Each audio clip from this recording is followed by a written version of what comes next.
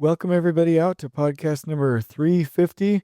We are going to continue talking about the Takt production system. This is going to be part number 14, I believe. Yep, part number 14. Stay with us. This is the Elevate Construction Podcast, delivering remarkable content for workers, leaders, and companies in construction wanting to take their next step. Get ready to step out of your comfort zone with Jason Schroeder as he encourages you to do better. Live a remarkable life and expect more. Let's go. Welcome everybody. I hope you're doing well. We're talking about the Takt production system, and we left off at the section titled Leveling Out Around Bottlenecks as our strategy. And so we're going to continue this here. We are jamming through the book. We are at least halfway, and I hope this content is really helpful for you. So this will help you as a superintendent, project manager, scheduling, wherever you are. It's not just specific to Takt planning. So let's go ahead and get it done, and we will start with leveling out around bottlenecks as our strategy. Okay, some may be very concerned about our comment to slow down certain resources, but consider what happens when, after we have optimized and sped up all bottlenecks, we continue to let the faster trades continue to go fast. What happens? People are stacked in certain areas without flow, without geographical control, burying certain scopes, and or installing too early, which increases the amount of defects and use of resources such as the project management team's time. This affects the trades that really need the help. There is little merit to going faster than the general throughput. The law of bottlenecks. According to Modig, the law of bottlenecks states that throughput time is primarily affected by the process that has the longest cycle time. In construction, the overall throughput of the phase is mostly affected by the process with the longest duration within the system. In our last example, the electrician was the bottleneck. Framer throughput time equals 10 areas times 5 days equals 50 days. Electrical throughput time equals 10 areas times 5 days with 2 crews equals 50 days. Plumbing throughput time equals 10 areas times 5 days equals 50 days. Insulation throughput time equals 10 areas times 5 days equals 50 days. Final wall inspection throughput time 10 areas times 5 days, meaning 3 buffer days and 2 working days equals 50 days. Best practice is to first optimize the bottlenecks for the slower installations and then to even out the throughput of the remaining work. Therefore, the entire system. Because CPM does not allow us to see our bottlenecks, we cannot optimize them, so the system ends up with a longer overall project duration, overproduced areas, fluctuating worker and material inventory levels, and a number of detrimental starts and stops.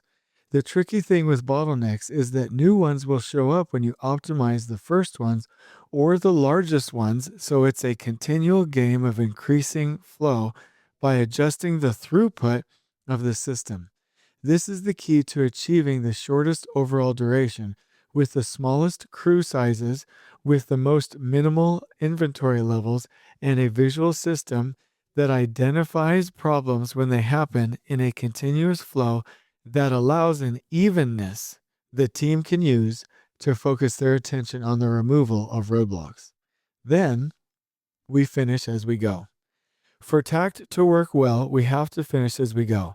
Historically, superintendents have attempted to accelerate the project to gain time at the end to fix all the mistakes from going too fast and not installing it right the first time.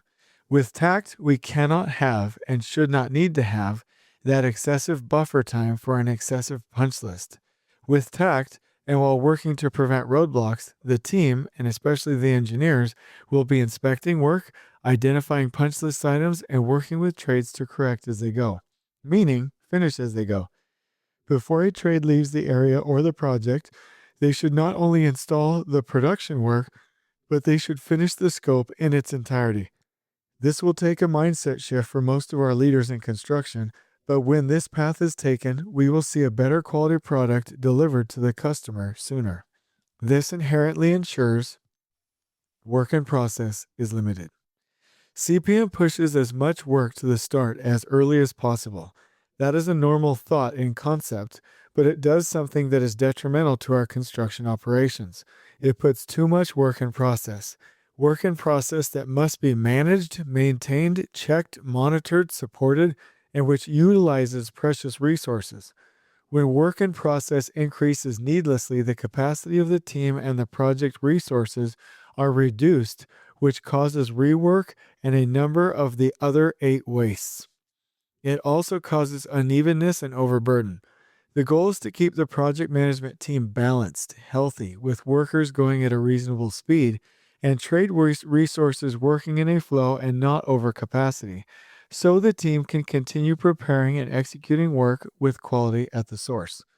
When we increase work in process, the team is so focused on handling the overburden on the project and the project resources, they do not see roadblocks and remove them ahead of the work.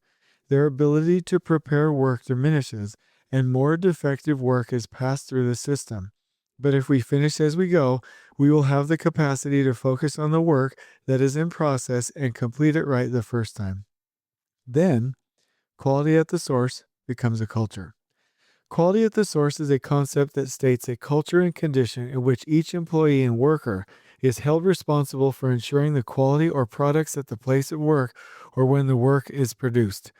To do this, the culture and project systems must include standardized work, self-checks, peer checks, visual management, mistake proofing, and continuous improvement of the system. In construction, this is done by 1. Managing a quality process that enables the foreman and workers to know what is expected by the plans and specs and the owners and end users. 2. Ensuring assemblies, materials, and substrates are ready for the work to be installed properly. 3. Creating standard work at the end of the quality process in the form of a checklist or feature of work visual. 4. Enabling and empowering all employees to stop defective work when it happens at the source. 5. Proper quality control work with inspections and reviews throughout construction. 6. Using visual management systems to move processes through a point of release chart to know the status of each process within the quality steps. 7. Continuously improving the system. Does all that sound easy? Not really, right? But it is possible. If you have the capacity as a team to focus on the work you should be doing when you should be doing it, and you level out the work so you can implement a quality process as you go, but it is possible. If you have the capacity as a team to focus on the work you should be doing, when you should be doing it, and you level out the work so you can implement a quality process as you go. This remains stable if we reduce variation. The law of the effect of variation is that throughput time and, in effect, the overall project duration is affected as variation increases. This, again, is from Modig's book, where he also states that variation has a higher effect on throughput time as the process gets closer to 100% utilization. For construction, this means that variation is detrimental to flow. Variation comes in 2 forms: inevitable and non-inevitable variation. Inevitable variation. This type of variation comes from sources that are not under the control of the project team or the contractor. Examples of this would be weather, acts of God, or customer change requests. Non-inevitable variation. This type of variation comes from sources that are under the control of the project team or the contractor. Examples of these would be defects that cause delays, RFIs that slow the work, and interruptions in trade flow. When we assert that Takt planning creates stability and reduces variation, the frequent response is, things change on a construction site. How can you reduce variation? The answer is we reduce non-inevitable variation. We don't want everything changing, especially if we are unable to respond. What do? We stabilize what we can so we can focus where we need to. Within the category of non-inevitable variation are the 3 categories mentioned by Modig in This is Lean. They are as follows. Long throughput times. The longer the throughput time, the more opportunities there is for variation to affect the system. 2. Too many flow units. The more flow units or processes active in the project site, the more susceptible the system is to variation. Additionally, overburden creates the other 7 wastes. 3. Restarts. Restarts come from roadblocks, wastes, unevenness, and overburden. This comes from not seeing, elevating, and removing the issues ahead of the work. The project team's main responsibility is to reduce non-inevitable variation so work can proceed forward in an uninterrupted flow. In conclusion, These are the main concepts a team must be committed to if they are to be successful with task planning and task control. If not, it may be better to continue with your current scheduling system because task planning and task control is not only a mindset and approach, it is also a science with production laws that cannot be violated without consequences. That is why it is so important to follow Superintendent Takt standard work. If tax planning is a part of your project, you will be wildly successful if you also have tax control. In order to control, the superintendent must follow these principles. Planning and scheduling. Number 1. Use the tax plan to plan, execute, and adjust work. 2. Hold schedule start and end dates to reduce variation in materials, manpower, equipment, and overall variation. Do not move trades sooner at random. 3. Use the Takt schedule for the 6-week, 3-week, and weekly work planning schedules. 4. Be proficient in the understanding of and the reduction of the 8 wastes, unevenness, and overburden. 5. Run a clean site. 6. Run an organized site. 7. Manage effective foreman huddles. 8. Manage effective morning worker huddles. 9. Openly share problems he or she faces with the company. For the team to leverage the system and make money, the superintendent must follow the production laws. Number 1, must plan with small batch sizes. 2, must limit work in process. 3, must finish as he or she goes. 4, must reduce variation by holding dates and keeping work consistent. 5, must see and prevent roadblocks. 6, must always attempt to optimize bottlenecks. If someone asked us to write the antithesis of industry norm superintendent behavior, we would have come up with something similar to the standard work above. Literally, no one develops as a superintendent believing those principles, but they are true nonetheless. That is why we, at Elevate Construction IST LLC and Lead Takt LLC, provide builder and superintendent boot camps to elevate the capability of superintendents throughout the world. To be successful, the superintendent must comply with science, mathematics, and the wisdom of history by obeying the production laws and implementing the standard work listed above. Principle 2. Steadiness and flow. The following is an excerpt from the book Elevating Construction Superintendents. We reference it here because it communicates nicely how a superintendent should interact with tax planning and how to actually apply the principles from the simulation called the Parade of Trades. There is a popular game used to teach lean construction management called Parade of Trades. 7 participants sit together around a table. Each one represents a contractor for a different scope: concrete, steel, facade, and so on. There are 35 chips on the table that represent 35 pieces of work that must be completed to finish the project. The goal is to pass all these chips through to the last contractor as quickly as possible to simulate the completion of the work on the project. To complete their work, players roll a die and pass that number of chips to the person next to them. If someone rolls a 6 but only has 1 chip at their station, they can only send 1 chip forward. If they have 6 chips and roll a 1, they can only move 1 chip. When everyone has rolled, that represents 1 week of work, and the process is repeated for as many weeks necessary to move all the chips to the end. Often this game is played with different teams competing with each other to be the team to finish their work in the fewest number of weeks. Let's say that at one event, the red team got all 35 chips to the end in 26 turns. When you tally the number of workers on site, you get 380.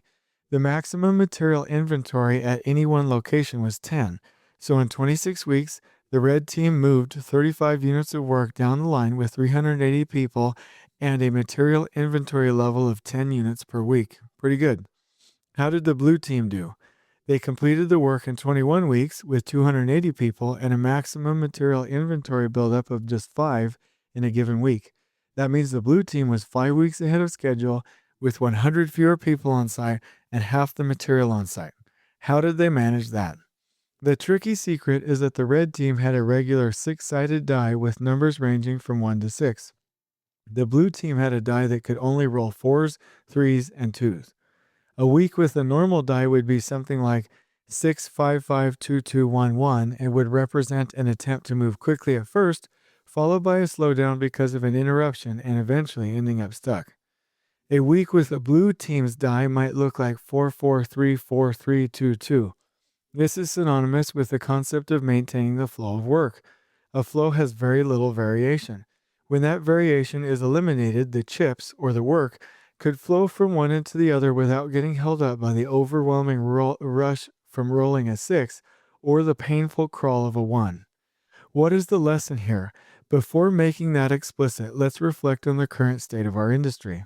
We often hear people say, we need to get out of the ground fast, when we can influence a fewer number of contractors. This is correct.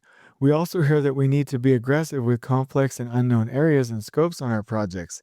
This is also correct. Sometimes, though, well-meaning folks will apply both of those concepts to the entire project and say things like, advance the schedule whenever possible, or I want all my materials here now, or just bring it, or I'm a pusher, or keep pushing everything so you can for the schedule. These people are trying to roll 6s in the parade of trades, which will later cause a mess of 1s. Consider this. What if we told a superintendent to slow down a little and keep a steady flow and an even pace? What would he say? He might say we know absolutely nothing about construction and should go get another job.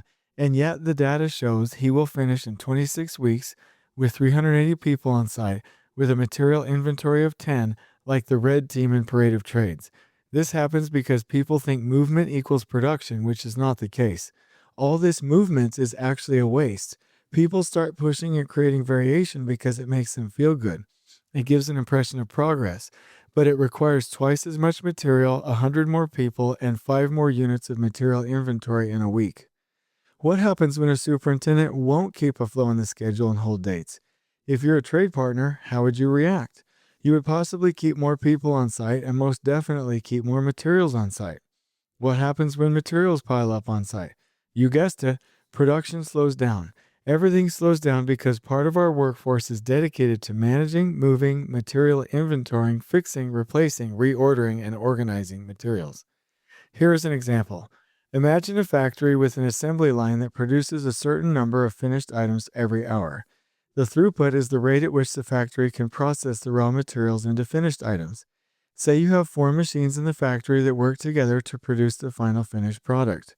Items need to be moved from one machine to the next for that machine to do its part in the process. The first machine can work on 4 items per hour, the second at 2 items per hour, and both the third and fourth machines produce 4 items per hour. What is the throughput of the system per hour? Did you say 2? Okay, let's go with that. Now, what can we do to get all machines working at the same rate? Speed up the 2-part per hour machine? Is that correct? We can either add another machine or replace it with a faster one. What would the throughput of the system be then? Did you say 4? That is correct. But what if we could not speed up the 2-part per hour machine? What else could we do to get everyone working at the same rate? Yes, that's correct. We could slow down the 4-part per hour machines and get everyone working at a throughput of 2 parts per hour. Now, here's the moment. You said the throughput in the first example where we had all machines working at full efficiency, even though they were going different speeds, was 2. This may surprise you, but it is likely going to be 1.25 or 1.5 finished items per hour. Consider what happens between the first and second machines. An inventory of materials begins to pile up. Manpower is then allocated to manage the material inventory. Space in the factory diminishes. People who would otherwise be running machines are now managing the machines and the material inventory. Workers down the line are waiting, and more resources are needed to manage materials on the third and fourth machines. Waste increases and the speed of the system decreases. Therefore, the throughput is 1.5 or fewer finished items per hour instead of 2. They would have been better off to increase the 2-part per hour machine to a 4-part per hour machine or slow everything down to 2. That would at least have been a throughput of 2 parts per hour. When anyone on site says work everywhere at full efficiency, or keep pushing, or bring all the materials here now, or don't slow down anything, or I want workers working everywhere on site with no empty areas, all they are doing is slowing down the speed of production by increasing material inventory and creating a lot of wasted jobs for people who would otherwise not be needed on site. Why? Because we needed flow, and what we got was variation. If this was the parade of trades, we needed to roll consistent 3s and 4s instead of 6s and 1s. The answer is not to push. Anything on site that can be made to flow should. If we are coming out of the ground or have a complex area on site with high-risk unknowns, those may be good reasons to accelerate. Pushing comes at a risk, and flow will always reduce materials, manpower, mistakes, and the time it takes to do something. So if you can create flow, do it. If you must pull an area, know the consequences, and do it only if you must put work in place early to prevent mistakes early. But for no reason should you push on site and create variation. Don't roll 6s and 1s when you can roll 3s. The art of attack means artfully taking advantage of opportunities to plan, prepare, and move strategically. If you hear someone ask to create variation in schedules and flow, be skeptical. If you hear folks ask for an increase of material inventory, give it a second look. We want to create stable environments, keep workers installing the work they plan for the day or week, and have a plan for everything. The important reflection for this is the cost associated with it. If you compare just in this little example the cost difference between the red team and the blue team, you get the following. 26 weeks with 380 workers is 380 people times $55 per hour times 40 hours per week times 26 weeks equals $21.7 million.